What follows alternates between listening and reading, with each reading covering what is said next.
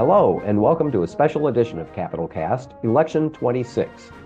In this series, we're interviewing major party candidates for statewide offices in the upcoming March 17th primaries. Today, we're featuring Republican gubernatorial candidate Darren Bailey. Mr. Bailey is a farmer from Xenia and a former state senator.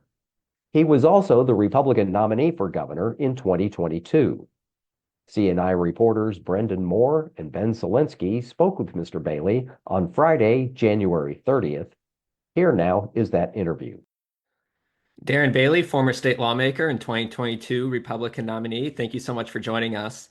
Now, you lost by 12 points 4 years ago. Tell me why Republican primary voters should think that the results are going to be different this time around. Well, I think the environment has changed a lot, and our message reflects that because life has become less affordable in the state of Illinois. Everybody's property taxes have skyrocketed over the last 3 years. The utility prices seem to be spiking right now. Good grief! We'll talk about safety a little bit.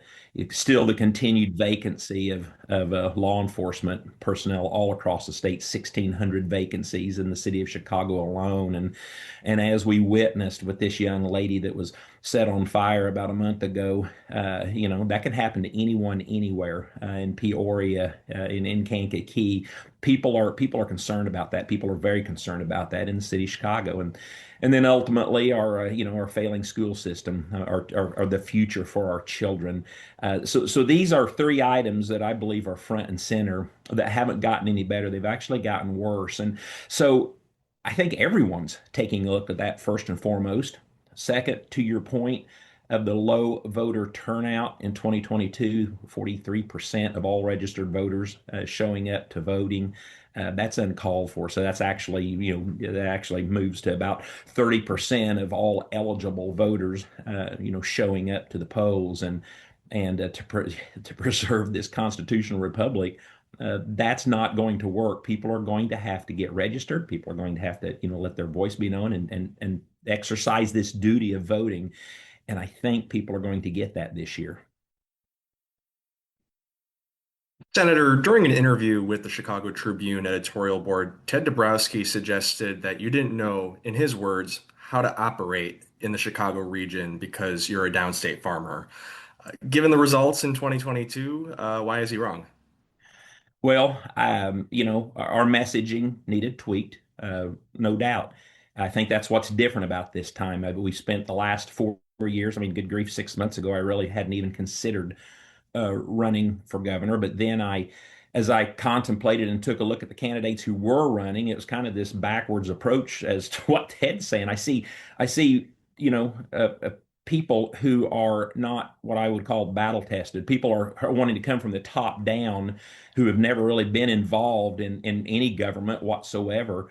And we've seen how that works, and that doesn't work very well for Illinois. Whereas I and my running mate Aaron Delmar have worked from the bottom up. When we saw problems, we got involved and we addressed them. So I think this partnership with Aaron, I think it's going to be amazing because he is a Cook County business person. He has been immersed in that environment. So what he's already lent to me as far as advice and what I would call expertise, I think is amazing. And the reality, and this is really showing itself in the last several forums, that these other candidates aren't connected at all, don't know the problems of rural Illinois, and so that's where I come in. So you take this partnership of someone who stood for rural Illinois for going on almost 8 years now, and someone who knows the business and the politics of Chicago and Cook County. You merge that together, and I think we're going to make a wonderful team and actually represent everyone. Everyone in the state. So, and that's also something I think after the primary, our friends in Chicago are going to be seeing something that's a lot different because we've got a game plan, to get in each one of the wards, to get into a lot of the areas that we overlooked, missed, didn't know about in 2022, and we're going to hear from the people because we believe that, it's obvious that everyone is very frustrated at the economical climate, the safety climate, and our education climate in Illinois. Just to unpack that very quickly, what maybe you can give a preview of what folks can maybe expect, if you do win the primary, and maybe what specific lesson you drew from 2022 that makes you a stronger candidate in 26. Well, more listening and less talking. We're going to get out to many of the groups throughout Cook County and listen more. I mean, that our problems are obvious, and to me, many of our solutions are obvious. But when you merge, thoughts and ideas of the people of downstate rural Illinois, and by the way, it's interesting. I've learned that when you say downstate, obviously you're talking about Kankakee. You may be even talking about some of the counties, Rockford, Illinois. Anything outside of Chicago seems to be downstate Illinois. So just merging those thoughts, problems, ideas, solutions with the people that live in the city and in Cook County, and just listening and literally putting together something that works for everyone. And I think that's going to become obvious as we enter into this and begin to go to work. I think they're going to be, in some of my earlier interviews, I was dubbed already as Darren Bailey 2.0. So I think people are seeing a difference, serving and coming out fresh of the General Assembly. Before, I saw what was taking place. I wasn't happy about it, and I exercised that voice. But there was just a lot of people that maybe weren't educated and still aren't as to what's taking place in the state house, as to why we're having these problems. I mean, the very fact that high property taxes and these utility price spikes, J.B. Pritzker and the General Assembly could be meeting and addressing that directly and offering some kind of relief. And instead, they choose to do nothing. So just pointing that out, and then listening to the very specific concerns of everyone across the state, especially in Chicago. You're obviously a strong supporter of President Trump, but you're also your own politician. You've always kind of made that clear that you're your own authentic person with your own ideas. Is there an area where you disagree with President Trump on? I don't know that, that's even pertinent, because I get it. There's people that are frustrated at me because I just simply like and support the president. I think it's very important to understand that what you just said, I am my own person. There is no influence from the presidency to this governorship. So, as for the ICE and immigration situations, it's government's role to protect the people. And we shouldn't even be having this conversation. There should be no federal agents in Chicago, because if J.B. Pritzker and Brenden Johnson would have done their job, if they'd take up that mantle right now today and begin to implement practice to rein in some of these problems and keep people safe, there would be no federal agents in Chicago. So there's been a massive failure of our governor and of the mayor of Chicago that's allowed this divisiveness that we're facing today.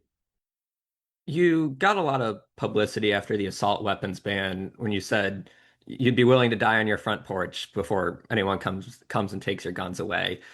The president and some members of his administration recently pushed back on the Second Amendment and the right to carry a firearm in public when the president himself said you can't have a gun, you can't walk in with guns. I'm just curious, as a gun owner, how did you feel hearing that? What do you make of the president's words talking about limits on the ability to carry a firearm?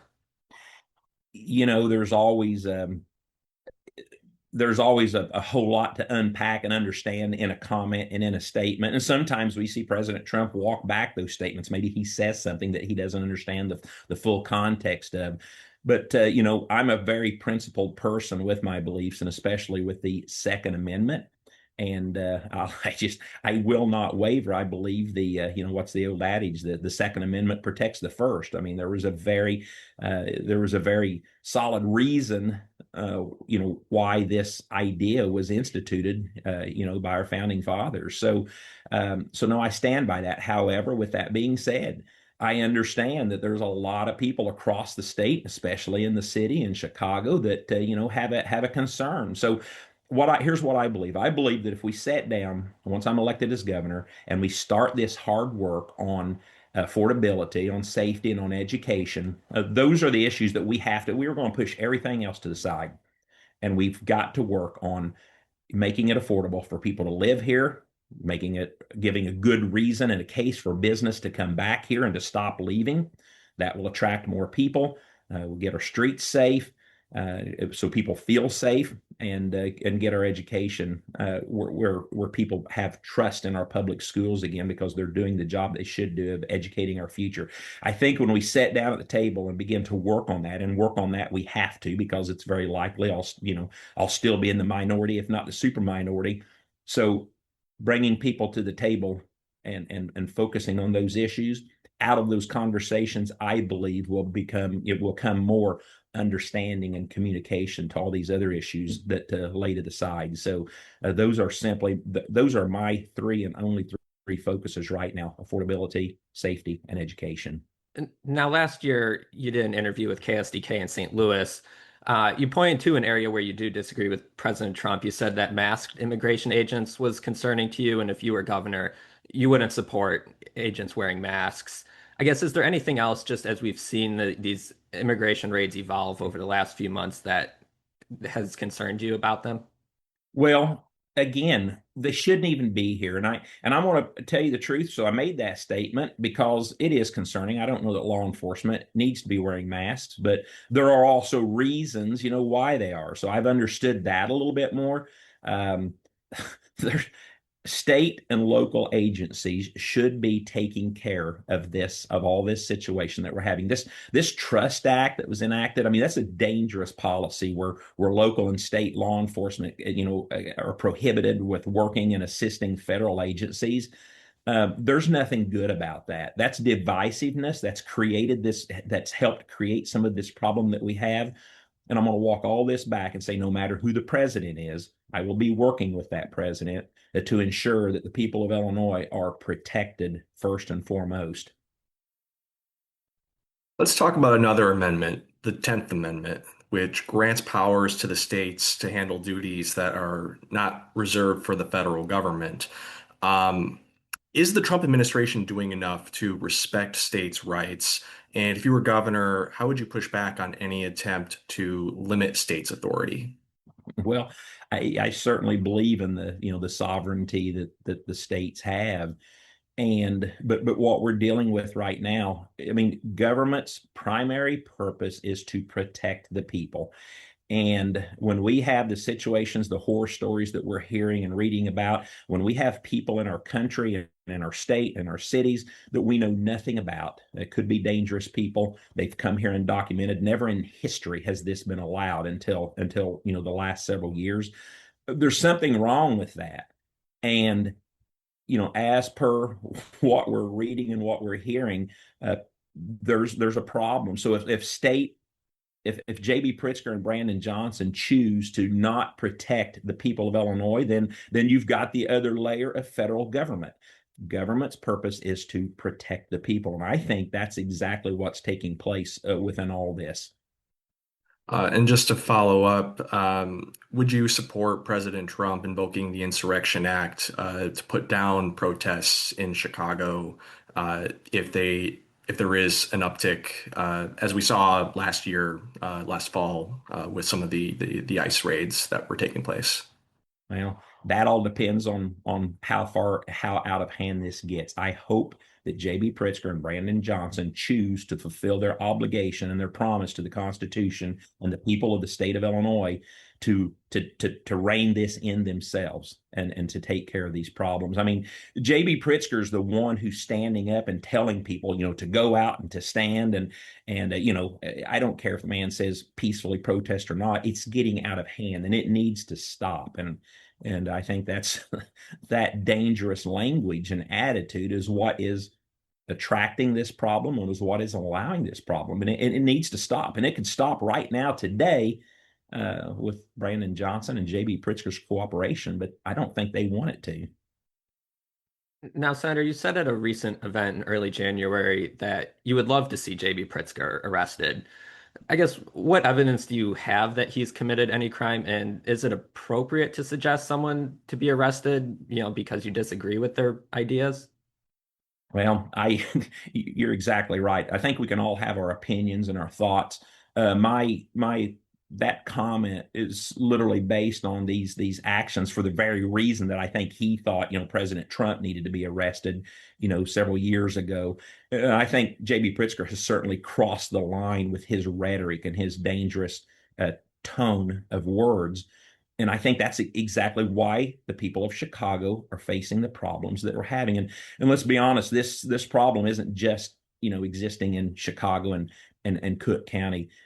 We've got cities that I talked to the city leaders in Peoria a few weeks ago, and crime is rising in Peoria. It's rising in places like Kankakee and the Metro East, and this is just an overflow and a spill out of what is being allowed by our governor. So the very fact that he chooses to stand up, I can't wait to this whole doge that we've initiated within the state. And just you're right, it's Illinois is a tough place. The um, Illinois legislators and governors have gotten pretty smart in allowing and suggesting and creating laws that actually protect them, that I hope to open up, expand upon, and let the people know where all the money's coming from, where all the money's going in their budget.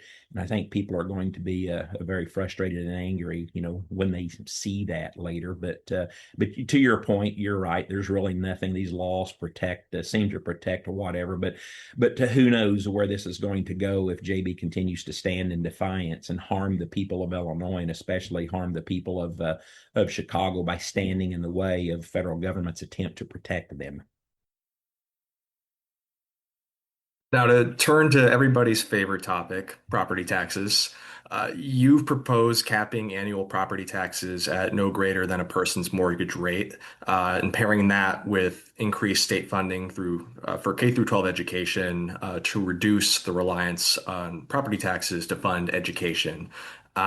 Just maybe you can kind of walk me through how that plan would work. How much would you propose to increase state funding for education, and where would the state find the money to make that feasible? And that's exactly why at the blueprint for Illinois.com, that's exactly why that, I think it's absolutely past time and necessary to open this budget up and expose where the money's flowing to. In 2021, I, along with some state representatives, attempted to draft a resolution to call for a forensic audit. And we were immediately contacted by the Auditor General's office, Frank Montino. He personally called the state representatives and said, guys, you can't do this. It's going to take too many years, and it's going to cost too much. And I mean, if that isn't a red flag to a problem, I don't know what is. And let's just look back to 2025, where $2.5 billion were spent to give people who are in Cook County, Chicago, Illinois, illegally, free housing, free health care, free food. Something's wrong with that. When we have seniors and veterans and people who are struggling with life, something's very wrong with that. So there's what is that 5% of our budget just right there of money that was taken and spent. So again, I truly believe that a serious audit, which is going to take place and start on day one when we have access to everything and open these books up, because over the years, over the last 8 years that I've been involved, I mean, the answer to every problem is more money, mental health, schools. Let's just throw another, several million at these problems. And we see we've seen no benefit. We've seen no improvement. So I think there's a way for the state to back up a little bit. And I think there's going to be a lot of money to work with to be able to come alongside the schools and offer the money that they might need, rather than them continuing to raise these levies. I mean, I got my driver's license in 1982, and it's interesting because since 1982, there's been over 700 mandates from state government put on our public schools. Half of those mandates are what call unfunded mandates. The state says you must teach this, you've got to do that, and increasing the financial liability on the school. But oh yeah, we're not going to help you with that. So there's quite a bit that I believe that we can do to partner with the school and to so that they won't continue to raise the levies each year as they do. I guess just to follow on school funding very quickly, the state does have an evidence-based funding formula to increase state funding for schools. $300 million a year has been put into in state funding for schools since I believe 2018. Just what are your thoughts on that funding formula? Is it working? And uh, would you boost that funding? And if so, how much? No, it's not working. It's not working because by the state's own standards, you go to Illinois State Board of Education and look at their data, their testing, their information, and they tell us that 70% of the children that are graduating each year cannot read, write, and do math at grade level. That's a serious problem. So no, all this has got to be, it's got to be overhauled. I mean, there is nothing in the state of Illinois that's working. So evidence-based funding is not working. We need to empower local school boards, local communities. We need to allow them to educate their children as they believe that they should in local communities. That's where the power's at. But instead, state government has come in and tried to handicap and cap that over the years by just issuing more and more mandates and more laws. And it's not good and it's not working. You already alluded to this, but if you are elected, you're more than likely going to be dealing with a Democratic legislature, whether it's just because people split their ticket or because of gerrymandered maps. Um, how would you work with Democratic lawmakers in the legislature? And can you identify any areas of common ground, a policy where you and Democrats can agree on and find some common ground? So I think when we win in November, I mean, that's going to send shockwaves across the state. It's going to send shockwaves across the nation. And it's going to be because people can't afford to live in Illinois. It's going to be because they don't feel safe. It's going to be because our schools are failing. Those are all three issues that everyone in the state has in common. So I will use my platform as I think that's why I've gotten here. I've educated and informed voters on social media. So you couple that with the thought of, and I encourage when I'm up north and in many of the areas speaking, I ask people, I said, go look your state representative and your state senator up. And, by the way, most people in Illinois don't even know who their state representative and their state senators are. I said, find out who they are, develop a relationship. It's got to be a peaceful relationship. You may be angry and frustrated at, of what they've been supporting, but still, we've got to develop a relationship. And I said, and then while you're doing that, if they served with me in the House and in the Senate, ask them what do they think of Darren Bailey. And I've heard it from many of them myself. And they're going to say I don't agree with anything that he does, says, or thinks, but I respect him. I respect him because he had respect for us. When I was in the House, Representative Greg Harris came over to me. He had his staff or himself had heard me talking about the high cost of pharmaceuticals. He couldn't get any Republican support, and he couldn't get enough Democrat support for a pharmaceutical bill. But he knew that I was passionate about that. So we met. He shared that idea with me. He said, Darren, I need some people from the Republican side of the aisle to get on that. So I went back to caucus and I shared this, and we got the votes to make that happen. Unfortunately, J.B. Pritzker still refused to pass that or to sign that bill. When I was in the Senate, Senator Pasion Zayas came over. She had heard me talking about, we were having a nurse shortage, and she knew that I was passionate about education. The exact same scenario. Wanted to create a law that allowed our community colleges to offer a third year so that we could start pumping out nurses faster. We were able to get that through. So no, my door's always open. My table, that table in the governor's office will be available. There will be seats. We have to work together, and I think we'll have to work together because I think that when the people speak up in November, these issues are issues that we all have an issue with. So for the first time, my friends from the majority or the supermajority, they're going to have to come and work with us instead of doing their own thing as they've been able to do for too many years. You've always been a vocal supporter of lower taxes. What taxes should be lowered? What taxes should be eliminated? What would you do as governor? All of them. I mean, obviously, we need. I was we were at a forum last night, and I was asked that same question, and they had a pad of paper and an ink pen, and I said, after this forum's over with, I'm going to carry this pad of paper and an ink pen.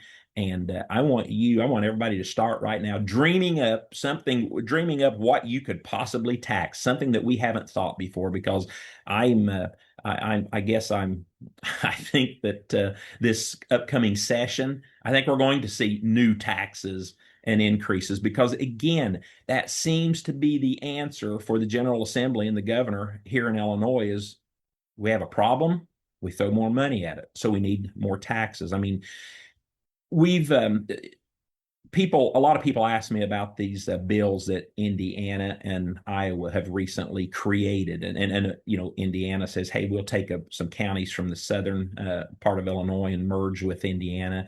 Iowa 2 weeks ago came out with the northwestern part of the state, about 9 counties, and they created a bill, said, hey, let's take these 9 counties and draft them into the state of Iowa because the people aren't happy. Well, all that is, that's a very genius and novel thought, because what that is a business grab. That's going to force a company like John Deere to look just right across the river and ask themselves, why are we here? Because the corporate tax in Illinois is twice as high as what it is in Indiana and Illinois. So these states know exactly what they're doing. They're healthy states. They have money, and they can lure and attract business from Illinois, and it's working. The gas tax. The gas tax is killing business all around the state of Illinois. Everywhere we have a border, I mean, it's a joke everywhere you go that people are driving across the border to buy their gas. And we all know that when they do that, they're eating out, they're shopping. Illinois small business is losing lots and lots of revenue.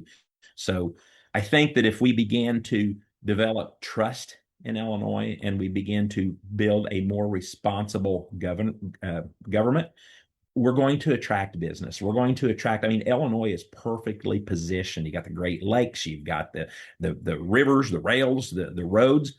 We're excellently positioned that business wants to be here. They need to be here to be efficient. But our J.B. Pritzker and Brenden Johnson have pushed them out of the state of Illinois and out of the city of Chicago. So I think the answer is figuring out a way to give people some immediate relief. Let's stop this. Let's stop the movement of these property tax. Let's do something to tamper down these energy prices. Let's show that we're working on stopping any further tax increase and backing up. I mean, when the state legislator can take 1.5 billion out of our road use tax, the gas tax, and shove that to the Chicago Transit Authority, I mean, something's wrong, because that was supposed to be locked up, left for our roads. And I was up in Chicago this past weekend, and I don't know if you guys if you travel on the Metro much, nobody's paying. People are getting on those, and they are not paying their fees. They are able to get on those trains and ride for free because of this 1.5 billion that's been given. There's no accountability. We just shove money at the problem. It's a failing system. The management is not working, and no transparency and no accountability. I think when government starts working for the people again, and we start addressing some of these issues and we start making change, we're going to build trust in people. And instead of worrying about, we just got to stop the bleeding and give people some relief somewhere. And then instead of raising more taxes, then we become successful by generating business and more people coming in, more people paying taxes. So that gives you and I relief for what we're paying. To focus on the gas tax, I guess, how would you fund road construction if you lower it or even eliminate it entirely? So I read a report, and I need to find that, but I mean, for the most part, we're not making any progress on our roads. I think there's a lot of things. I think we need to sit down and we need to have a serious plan with the Department of Transportation heads, and don't forget that's what a governor does. He places these department agency heads, and I want to replace some of these agency heads with people. I don't care what side of the aisle on. I want the brightest, the smartest people. Maybe some of those hold those positions now and they're just not empowered to do what they need to do. I don't know. But the Department of Transportation, for the most part, and I'm sure there's some politics involved somewhere, there's a master plan in each one of the districts to figure out what roads need fixed and how they go about that. And there needs to be an audit within every agency as well with how they do business and where their money goes, what it's being spent on. And I think that when we do that, until we do that, some of these questions are kind of hard to answer. The bottom line is what we're doing right now, it's not working. And we have to ask why, because when I got involved in 2019 as a first year as a state rep, well, in 2017, when I got angry because my state rep voted for a tax increase, the Illinois budget stood at $32 billion. And today it's at $56 billion. And I think we've had a compound increase of tax dollars over those last 8 years of pushing $60 billion.